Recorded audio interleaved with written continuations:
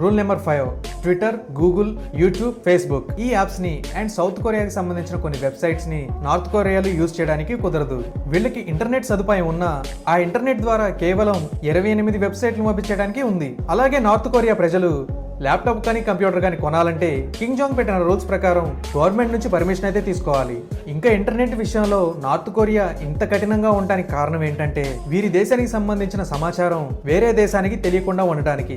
అలాగే గత శతాబ్దంలో సౌత్ కొరియాకి సంబంధించిన K-pop వీడియోలు చూసినందుకు గాను దాదాపు 7గురిని బహిరంగంగా ఉరితీశారు. అండ్ ఈ దేశంలో క్షమాభిక్ష అనేది ఉండదు. రూల్ నెంబర్ 6, మనం ఎక్కడికైనా కొత్త ప్రదేశానికి వెళ్ళినప్పుడు అక్కడ ఫోటోలు ఎక్కువగా తీసుకుంటూ ఉంటాం. కానీ నార్త్ కొరియాలో మాత్రం ఫోటోలు తీయటం నిషేధం.